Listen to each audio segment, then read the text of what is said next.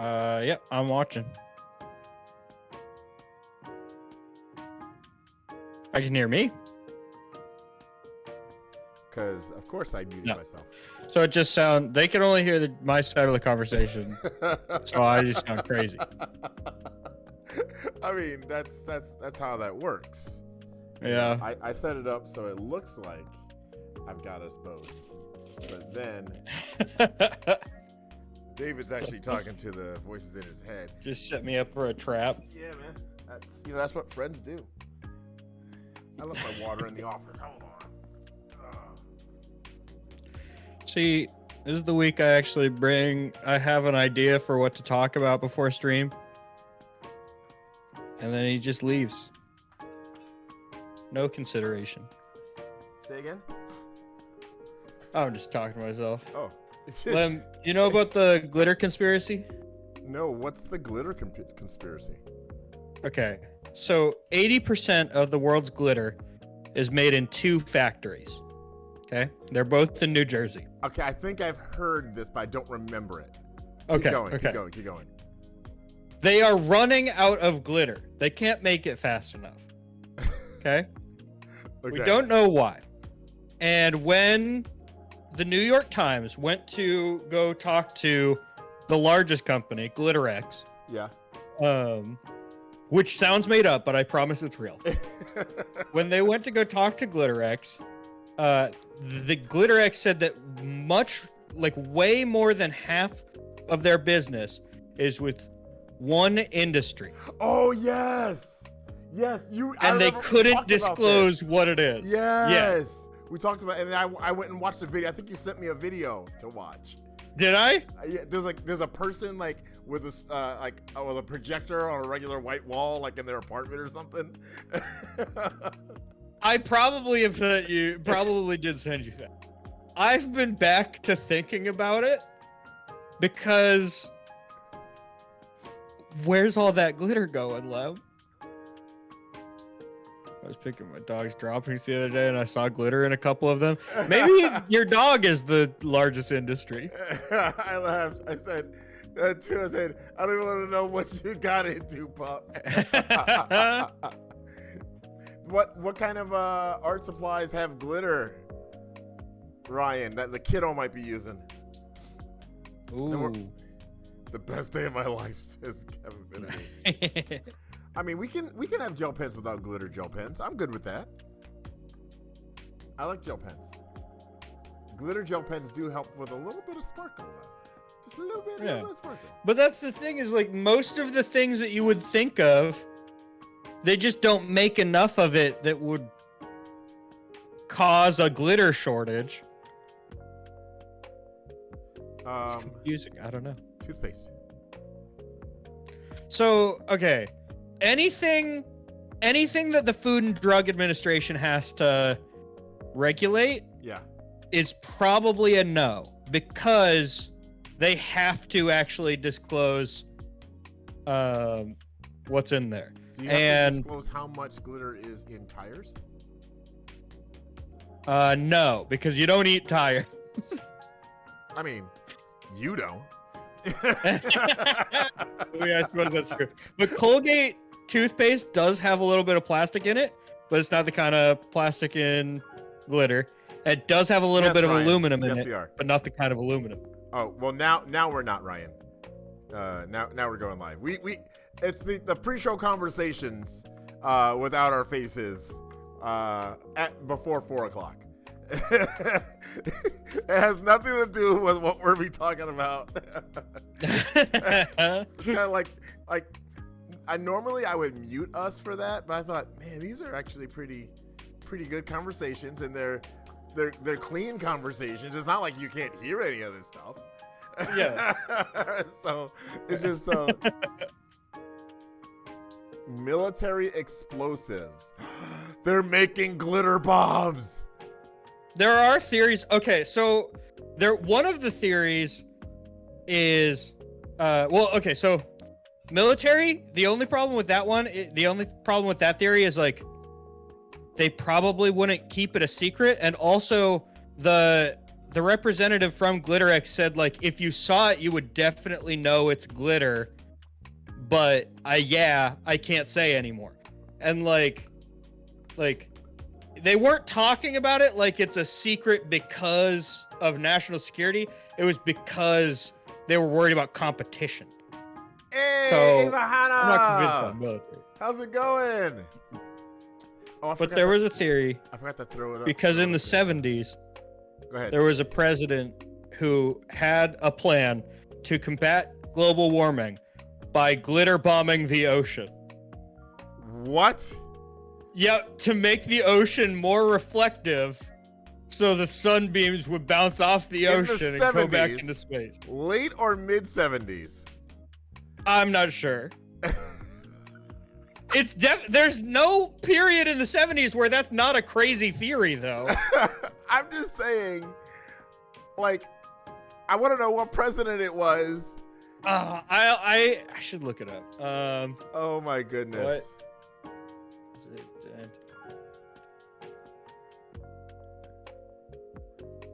Oh man. Oh no, I think I need to change the title of the stream too. I gotta double check that.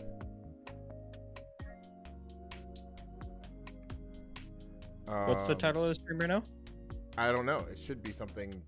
Yeah, it's the Crossroads. It should be Faith and Film.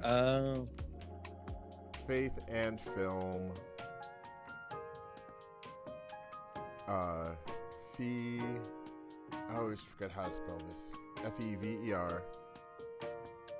Dream Work. It was Gerald Ford, by the way. Series. And it's Shrek the Third.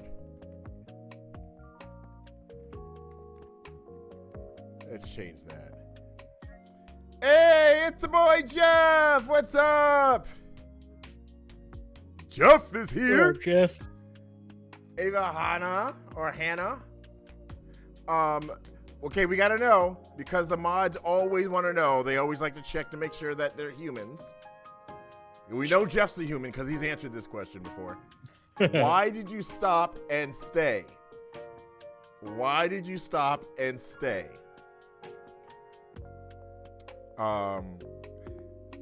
But for those of you who don't know, I actually am a bot. Oh my gosh. And I'm just like playing the long con. But in a couple of months here, I'm going to start promoting a crypto scheme and trying to get you to click shady links. That's definitely not how that works, sir. Like telling us that that's a thing. It's not like the crypto bots are good at hiding it in the first place. And they're basically saying, yeah, hey, just so you know, I'm a scammer. So welcome to Faith and Film. I'm Lem, that's David. Sorry, I'm Bad Gamer, that's the Codger. I'm sorry, Bad Gamer was my previous name. Bad Gamer Elite.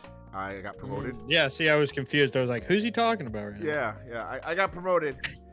Why did you stop and stay? I ask myself that every time I come on your streams. That's our friendliest mod ever, Gavin Finity. We love him, mainly because Jesus says we have to. No, Tom has been a friend of mine for quite some time now, so that's why we keep him. But today we're talking about Shrek the Third, and David has been looking forward to this whole thing. So forward to this whole thing. I mean, here's the thing. I was not excited about this project. For those of you who don't know, a few weeks ago at a youth night that Lem and I lead called The Rift, we made a tier list of DreamWorks movies. We just let the students make the tier list, and they came out with some unhinged opinion. And Lem thought it would be funny if on Faith and Film, we submitted ourselves to watch the entire bottom tier. It's the fever dream tier. It's the fever dream tier. So last week we watched Turbo. Which was, or 2 weeks ago we watched Turbo. Yeah, it was just way better than I remember. I disagree on Turbo. I was not a fan of Turbo one bit. But this movie, not that bad. I kind of like Shrek the Third. Like, okay, I have a theory as to why I didn't think I liked it very much. Okay, I think it's just a keychain rant or No, this is not my keychain rant. Okay. I think it's just that I've watched Shrek 1, 2, and 3 in order every time. Ooh. And this is just not as good as Shrek 2. But few things are. I got it. You know what I mean? So I think it's just by comparison, but it's still pretty good. Okay. All right. So, for those of you new here, we do a little thing where you try to guess how far I got into a movie. I believe this movie is an hour and 30 minutes, hour and 32 minutes, something like that. I think for the rest of the Fever DreamWorks, it's safe to assume that these are all capping out at an hour 30. I think all of these are fitting the bare minimum requirement to legally be a film. Yeah, this one is an hour, 32 minutes, and 45 seconds. So we let you guess how far you think I got. Now, if you get the closest without going over, I will gift you a PC game. You pick the genre, I pick the game. All right. Ryan says 28 minutes. 28 minutes.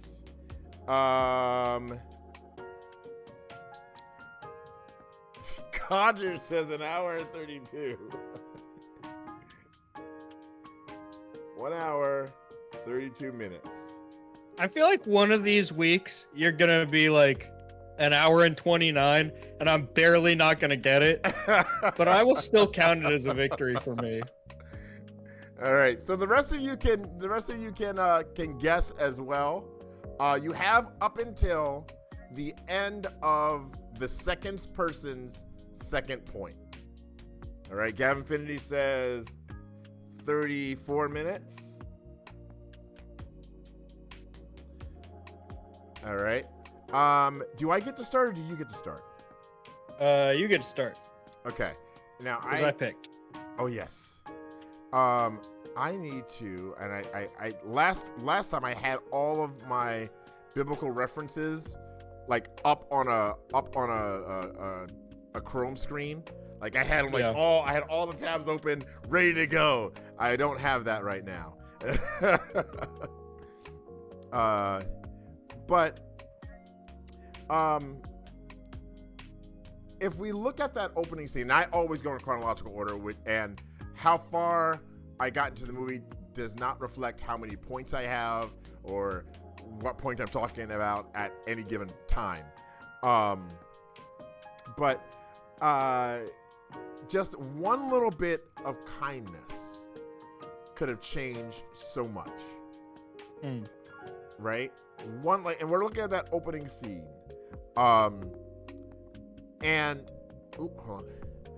on. We're looking at that opening scene with Prince Charming, right? And he's on that stage place, dinner theater, and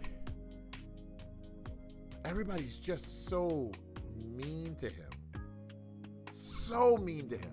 He's just out here trying to make a living. Like he's got a lot of resentment and everything like that. But honestly, his plan doesn't hatch till everybody starts making fun of him and being so mean to him. And everybody gets into their bad seasons, right? And it brought to mind the verse, and you're gonna make fun of me, I know you are. The verse Ecclesiastes, because that's how I say it. Shut up. Yep, nailed it.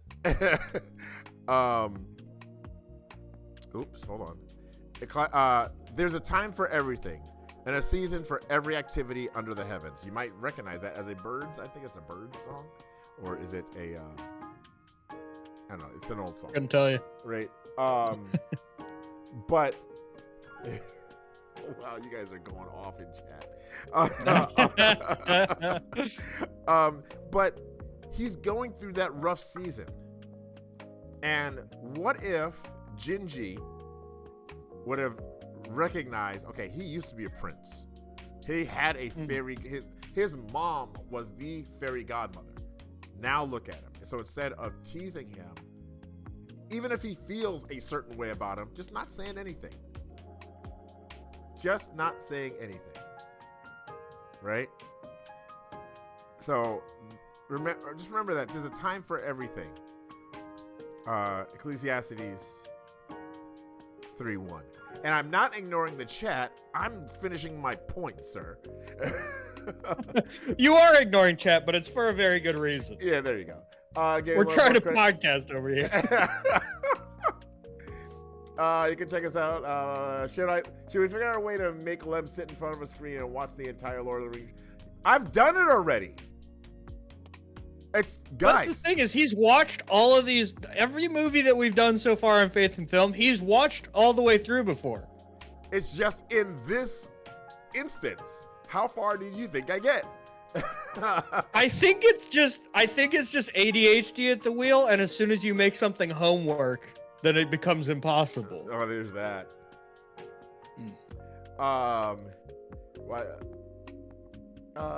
Take away his phone. It's my jersey number for coaching baseball. Custom glue to keep his eyelids. Nah, we don't need to do that. Duct tape to keep him from sitting still. No. Apparently, DreamWorks is making a Shrek 5. Okay, let's go. Lord of the Rings. I don't think they were the director's cut back to back. But I have watched all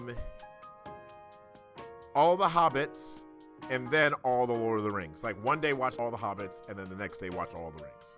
Lord of the Rings. Jeez. It was a really dull weekend. Like I had nothing to do. So I watched all those. All right. Yeah, so I'm going to keep us in chronological order, actually. Oh, wow. Wait, what was the verse that you referenced there? Ecclesiastes 3:1. Oh, dang it. Okay, I'm almost keeping us in double chronological order because I was also reminded of Ecclesiastes in the first few minutes of this movie. Let's go. But, okay, so I adore Shrek 2. I think it's the perfect sequel. I wrote college papers about how this is like how you're supposed to make a sequel. Oh, wow. And in Shrek 2, there is a part where Shrek is visiting Fiona's, like, where she grew up. Yeah. And he's having these doubts that he fits in, right? And he starts, like, snooping through her stuff a little bit, and he realizes that she had this vision of her future, and this is not what it looked like at all. And this is like his whole arc of coming to realize that, like, no, she does love him, and it's not about what she thought her future would look like. She loves her life, right? Right. With Shrek. The song that plays in that is a gorgeous song called I Need Some Sleep by Eels. Okay? This movie starts with a song also by Eels called Royal Pains that's going through Shrek, like, doing all the king's duties. Oh, yes. The first lyric, remember the song in Shrek 2 is I Need Some Sleep. The first lyric in this song is I needed some sleep and I got it. So it is like a direct reference to that scene, which I'd never caught before. Oh, I think that's so cool because they've got the exact same band to do the song for this scene. Yeah. And it made me think about the parallels between the two scenes, right? And Shrek has basically been like, all right, well, I don't really fit in here. That part's still true. But I'm going to do my best, and I'm going to go through all the different stuff, and even though I am an ogre, and I do not totally fit in, I'm going to do what I can, right? And that got me thinking about Ecclesiastes 2, where it says, a person can do no better than to eat and drink and find satisfaction in their own toil. This too, I see, is from the hand of God. So it's basically talking about like taking the daily routines, like what it's talking about in like the scene in the movie, and finding joy in those things, finding a comfortable routine and I call things like that my bonsai tree. Like I call my beard my bonsai tree because it takes a bunch of maintenance, and that's the only way I can stay sane while I do it. And to find joy in those repetitive things. Ecclesiastes says like that's great. That's from God. Yeah. So that scene just made me think of that. I never noticed that parallel before. I thought it was really cool. Awesome. I didn't even know the name of the band. I only know the name of the band because for a long time my brothers and I, as a joke, anytime we were sad, would play that song because it has this like very melodramatic, like sad piano. It goes, I need some sleep. It's great. Nice. All right, I'm at my second point.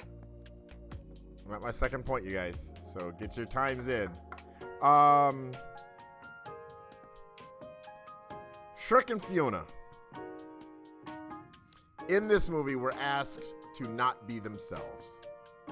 Well, Shrek for sure. Fiona kinda pulls it off, could pull it off if she needed to, but because that's where she grew up, right? Yeah.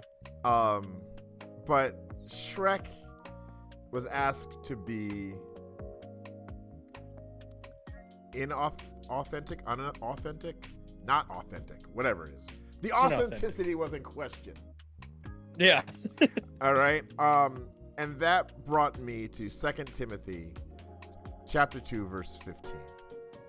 It says, do your best to present yourself to God as one approved, a worker who does not need to be ashamed and who correctly handles the word of truth. So, to be their true self, presenting your, if you can present your true self to God, presenting your true self how He has made you, as He has created you to be. If you can present that to God, you can present that to anybody. Yeah. So I say that as a Christian nerd, as a Christian geek. I had one of our sponsors for Life Fest, big sponsor, bro. I'm talking like major sponsor for the festival. Had a representative come in today, and somebody brought him in to meet me and see the studio and everything. And I put it straight to him. I was like, "Hey, I'm a Christian geek.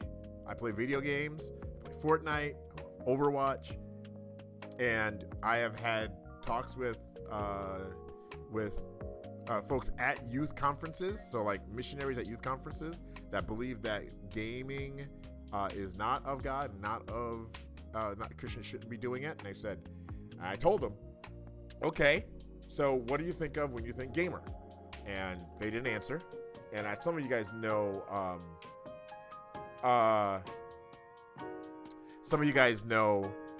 that the stereotype of gamer. And I said, you're thinking of a fat guy in his mom's basement covered in Cheeto dust, aren't you? And they shook their head. Yeah. I was like, okay. So I gave them some facts about gamers, and thankfully they actually fit the basis for what a gamer is, according to I think it was like 2019 at that point, the 2018-2019 study. I said the average gamer is a 35 to 40-year-old woman. Mm-hmm. And they were like, really? I was like, yeah. But let's just say, for instance, that it is that fat guy in his mom's basement covered in Cheeto dust. And some of you guys have heard this from me before. If it is that guy, does he not need Jesus? And who's going to reach him better? Me as the geek gamer or the Bible thumping preacher? Yeah. Who says the things that you care about are evil? Right. Who's going to reach him more? And they were like, I never thought of it that way. You were absolutely right. Yeah, never even considered it. Yeah, absolutely. I'm a fat guy singing in my own basement, and my basement has a nice game room. Hey, that's right. That's right. Ryan, you're not a fat guy. You're not a fat guy. No. Okay. I'm not going to get into it, but I firmly defend people's right to refer to themselves as fat. Like, you don't get to... I know, but like, he's not what I would consider fat. Like, Ryan and I know each other. We're family. Sure. So... My doctor would disagree. Yeah, see, I'm in the same boat. I hate it when people don't say that I can't make fat guy jokes about myself, bro. It's like, let me be me. Let me be me. I want to be me. Yeah, and by the way, his I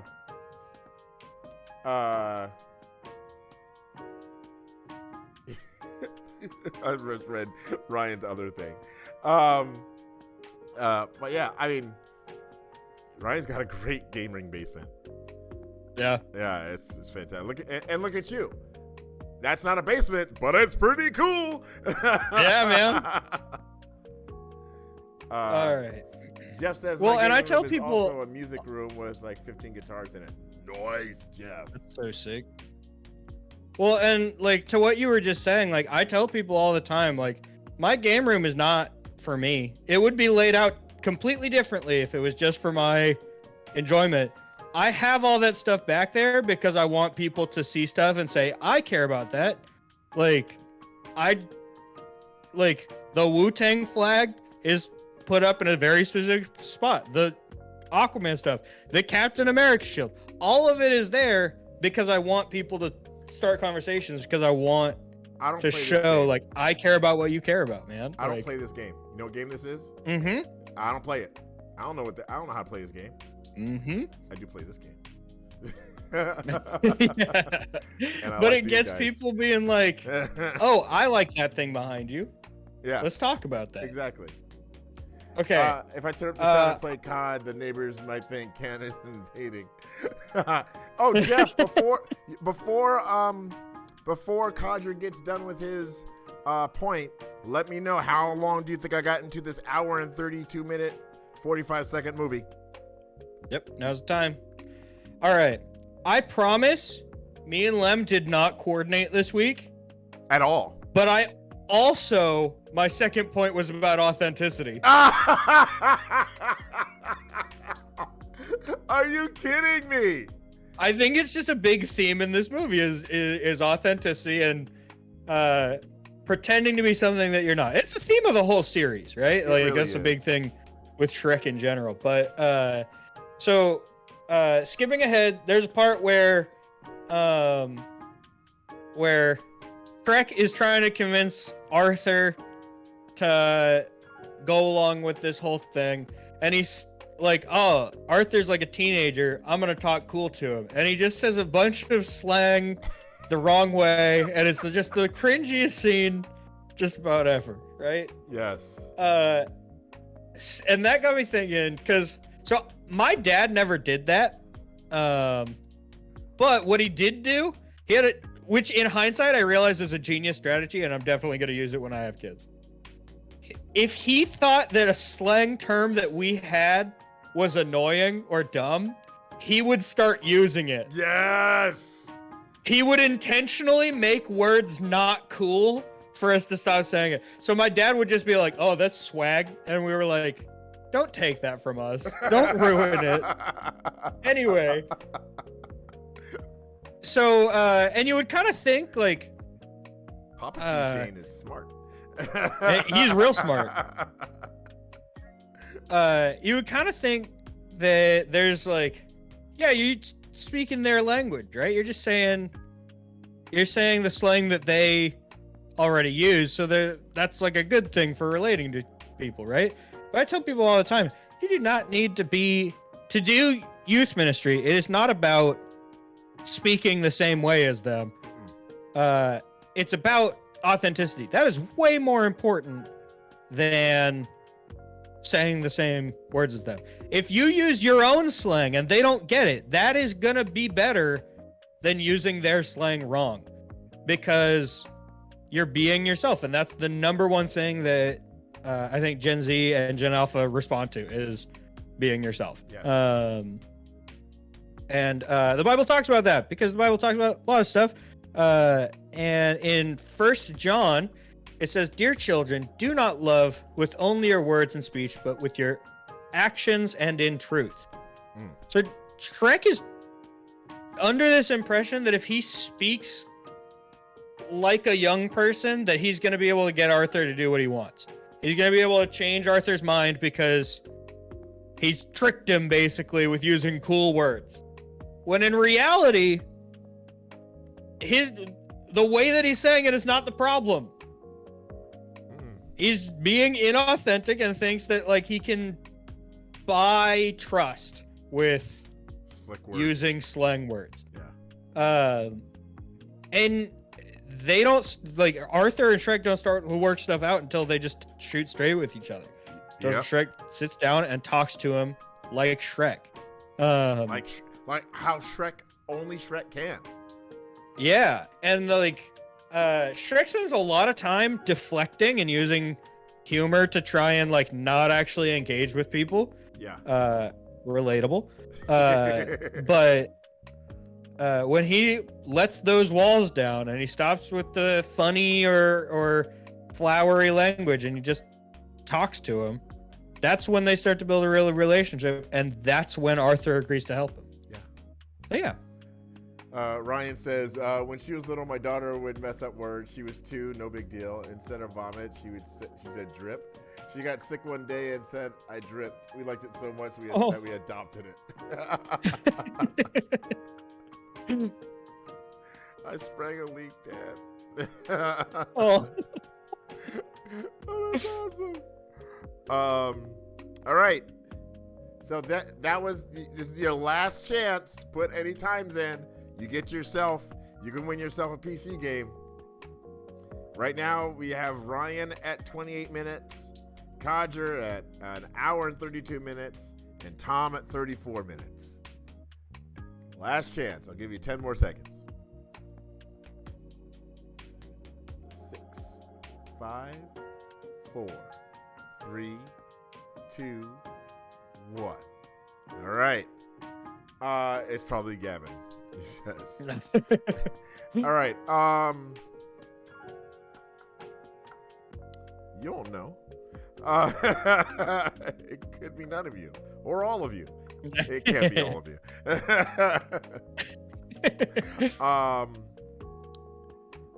So you guys know I pick up like every little thing in a movie I pick up on. So I move super slow with my points. So Shrek and Fiona are hanging out. They're going to bed, and there comes a big old knock on the door. And Shrek says, "Somebody better be dying." And then they show up at the king's deathbed.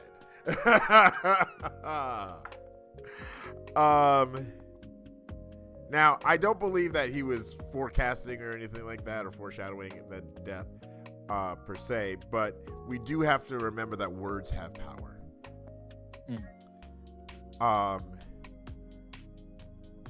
Telling someone that they're a loser could make them believe they're a loser, and so they act like a loser for their day. Telling someone that they are a prince or princess, you are the future king of far, far away. They are going to continue to act like that, even though they might not have the experience or sense of responsibility of that title. The Bible says in Proverbs chapter 18, verse 21, "The tongue has the power of life and death, and those who love it will eat its fruit." So knowing what you say has influence on someone's life, on everybody's life. Honestly, I think that if it affects one person, it can affect generations. Yeah. And those generations then become communities. and those communities then become countries, and then that can affect globally. So, if someone says that I'm the king of far, far away and they go claim my crown, are they telling me to go away? Possibly, and that could hurt. So absolutely. Yeah. So that's my third point there. Yeah, I love that. All right, I got one more point, and it is about the villains, because that's another thing I really loved about this movie was the increased presence of the villains. It was great. Are you freaking kidding me? Seriously? Okay, go ahead. Just go ahead. That's crazy. Okay, so we're just very in sync this week. Yeah, okay, we are. So eventually Prince Charming is rallying the villains. And something I did not realize before is the villains say no. He says like, "Hey fellas, we're doing an evil scheme," and it's a room with like Ugly Stepsister, Captain Hook, Big Bad, or not Big Bad Wolf. The Ents, the tree Ents. Yeah, the Ents, the Headless Horseman, these bad guys, and they say no. We like Shrek.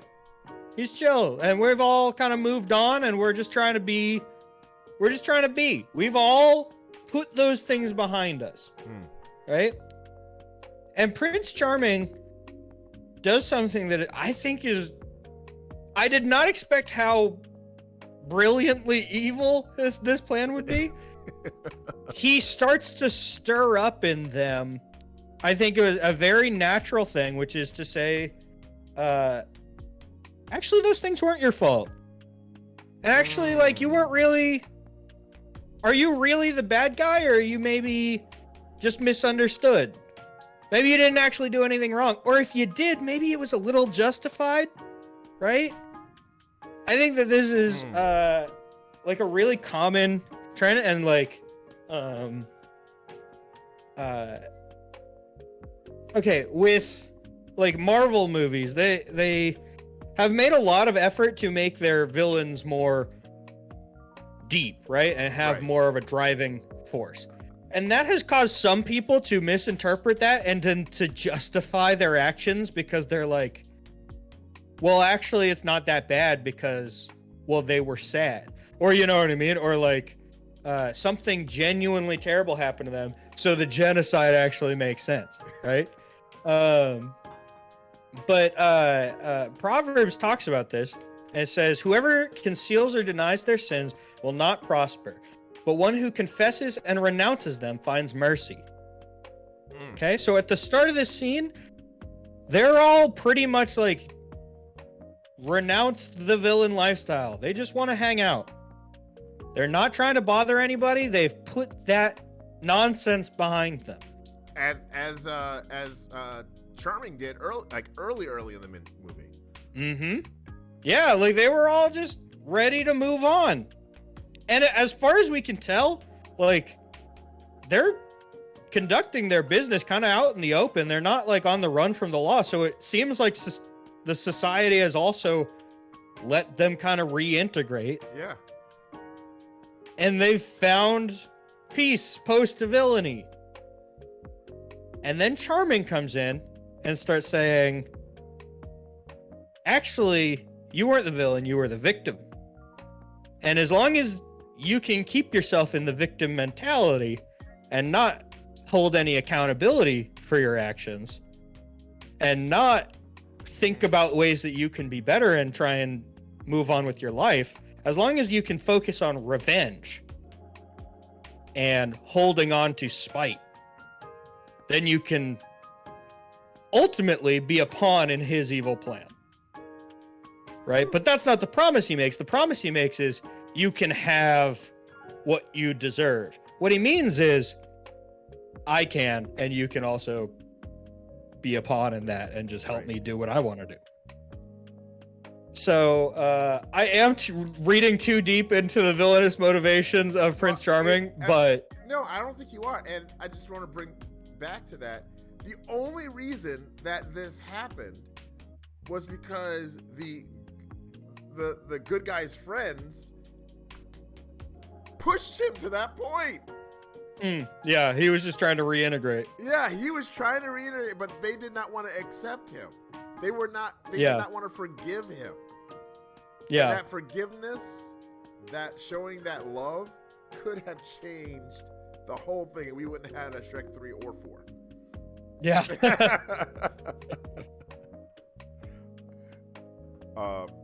Yeah. Oh man. So going back to the villains because I also had a villain point. I also had a villain point, you guys. The villains had found comfort in the company of each other, right? Except for Charming. He couldn't relate, right? They couldn't relate to him. When he went in there and said, "Hey, let's do a thing," they're like, "No, that's not what we're doing."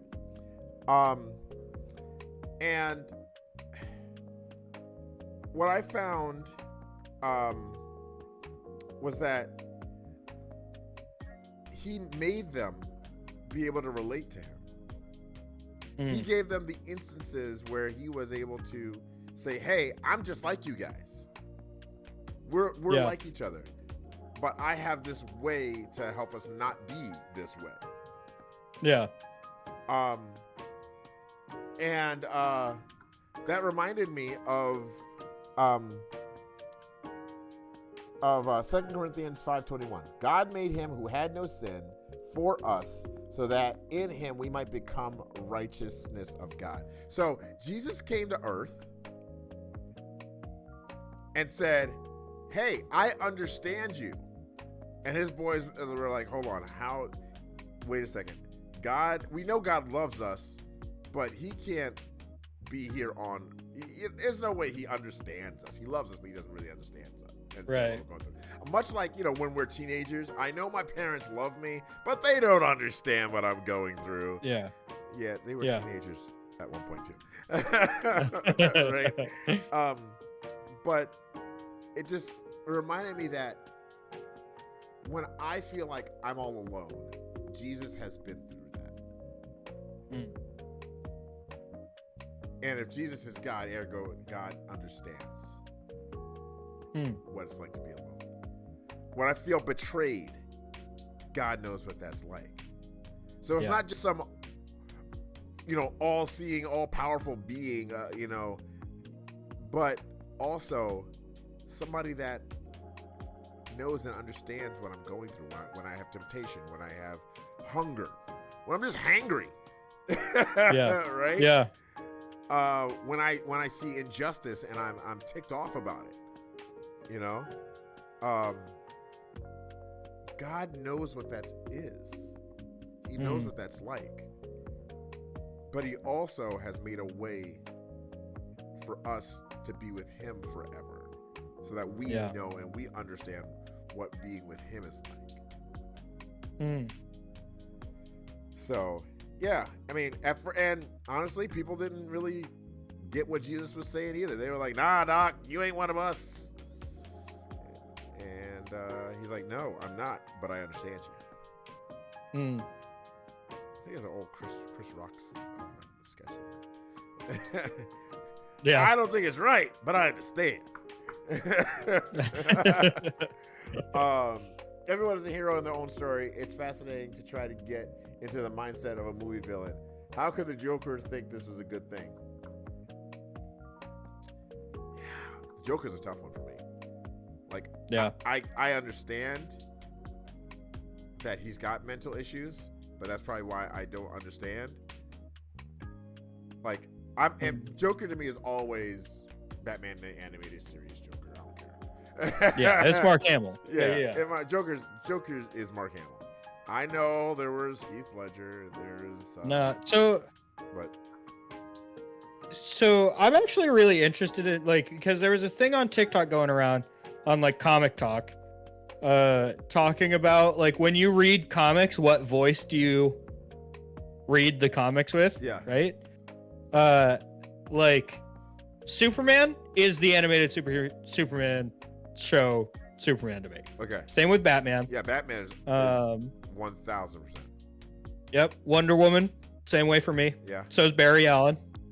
Most of the Justice League is that show for me because it was just so well casted. Yeah. Joker is entirely different depending on the story. And I think that that's because the Joker is so inconsistent as a villain. Yeah. That, like, I just don't think of him as the same character because sometimes he's a mobster who's just like, he's full on Al Capone and he's mostly worried about the money. And then sometimes he's Heath Ledger and he just cares about chaos. And then sometimes it's Joaquin Phoenix and he's got this weird art film thing going on and I don't care about that. But, like, he's just so different thing to thing. Yeah. So yeah, Joker's weird, man. Yeah. Oh man. Whew. All right. You know what's interesting with that? Sorry. Last voice line thing I will say. Spider-Man changed for me. Really? It was the 90s animated series for a long time. Okay. Yeah. I was just reading Spider-Man. It's the PS4 Spider-Man guy now. Yuri is amazing. He's amazing. Oh, he is so good. I would say that because I read mostly X-Men comics, and it is definitely the 90s cartoons. Yep. 90s cartoon. Storm in particular. I have yet to find a better voice for Storm and Storm and Cyclops. Wolverine is definitely 90s cartoon. Yeah. Did you play Ultimate Alliance 3? Yes. No.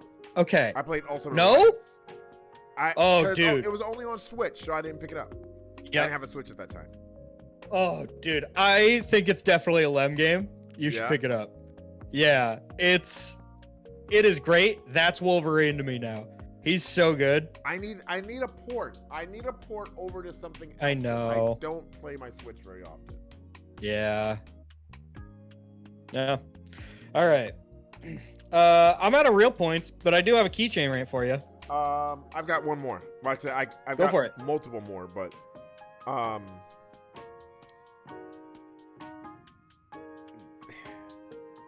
there's a line in there from Shrek to Arthur. He says, "Ignore the names people call you." Right? And we talk about how the power of the tongue is really a thing. But I think that if we don't necessarily ignore the names people call us, those are not our names. If we remember the names that God calls us, because those are our names. Right? Loved. My kid. Right? Yeah. My child. So play your Switch more. Did he say who won yet? No, I didn't. I didn't. Back off, Tom. And I've talked before about how self-loathing and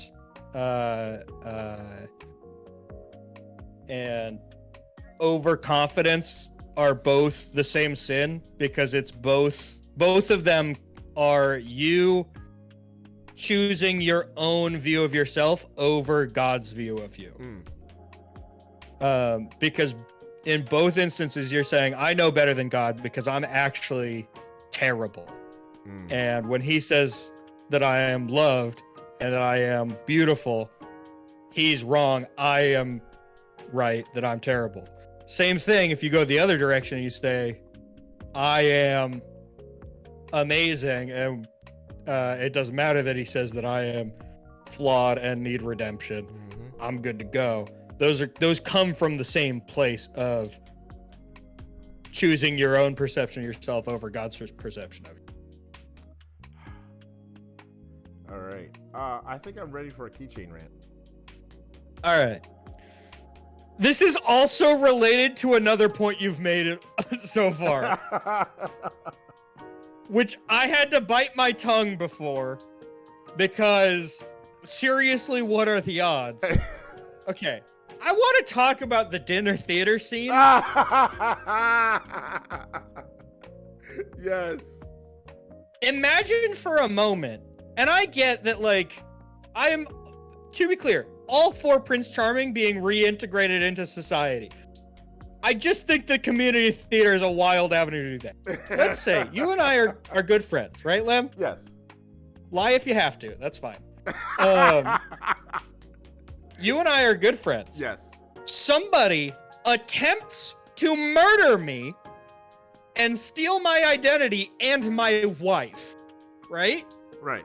You and I go on a whole adventure, including riding a Mecha Godzilla cookie and save the day, stop that guy, and kind of kill his mom. Not really, it was her own fault, but she is dead. The gun misfired. And he... Okay. Huh? Her weapon misfired. Yeah, she died in the action, right? The guy who attempted to murder me and steal my identity and my wife is not charged with anything. He is not, like, convicted of any crimes or anything. And he gets to go about living his own life, right? Now, you and I are both people who are big believers in forgiveness. I'd like to think I would let that guy reintegrate into society and be okay with that, right? If I saw a poster that he was putting on a community theater production of a play about the time that he tried to kill me, steal my identity and my wife, I would not go to that play. I would certainly not go to that play and heckle that person. Why did he think that a community theater production about this was a good idea? Why did the fairy tale creatures think it was a good idea to go see this play? And why were they mean about it? Because regardless of whether or not you know the guy, you just shouldn't heckle people doing theater. No. Also, the guy was trying to kill your friend. That's what I'm saying. Why are you paying? You're basically paying the guy to tell you the story you were a part of. Exactly. Because, like, yeah, okay, you heckled him. You also paid tickets. So, like, you funded the production here. But, like, yeah, don't do community theater about it. Go get a job. Work at the bank. Just be like a normal guy. Be a handsome guy. Build your own little life. Don't make a play about the worst thing you've ever done. Don't make a play about the worst thing you've ever done. That's so good. Oh, I was hung up on it the whole time. And also, his big evil plan also revolves around doing more community theater. I think he's found his passion.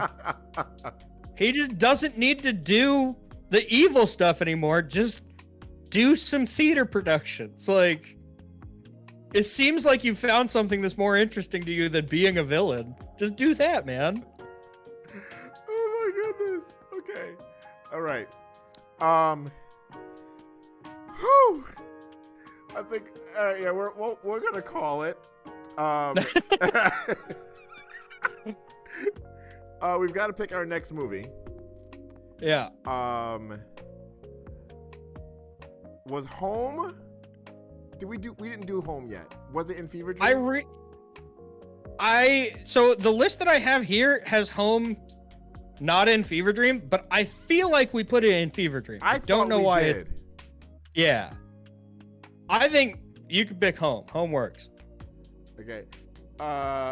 What was the play like? It may have been the worst thing he ever did. It could be like a flavor like learn from my mistake. It was not.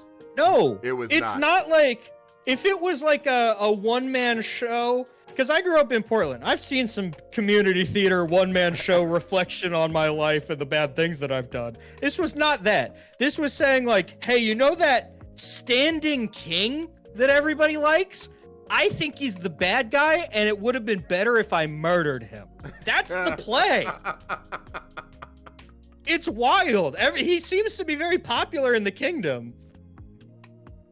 So crazy. Let's do Home. Next week is Home. I'm putting that down in my calendar. April. Home. Faith and film. Home. All right. So, some of you, we had three entries. Ryan said 28 minutes. Codger says I'm just so, you got me, bro. Right? You're like, no, let me finish this one. Every week. I'm a believer. Every week. Because this chat is full of doubters, and somebody's got to believe in Lem. And then Tom said 34 minutes. Of this hour and 32 minute and 45 second movie, I watched 49 minutes and 22 seconds. That's a lot. That's a lot. What happens around 50 minutes? The girls are walking through the tunnel. Oh, okay. It's right. That's a lot. It's right after the heart-to-heart with. Yeah, you watched a lot of this movie. Yeah, man. That's crazy. It's All my right. favorite part, though. What's your favorite part? When Snow White is singing, and then she starts singing the immigrant song. Oh, yeah. That's my favorite. Dude, I really like the headbutt gag. Have you seen that? Oh yeah, with mom. Yeah, she headbutts through a wall and then has to do it again and knocks her out. That's so funny. Oh man. All right, so Tom, hit me up, buddy. What genre do you want? And let me know if it's for you or Junior, because that'll sway which game I get you. Because if it's for Junior, it might be something completely different. All right, you guys. Thanks for being here. Hey, tomorrow, don't know what we're playing.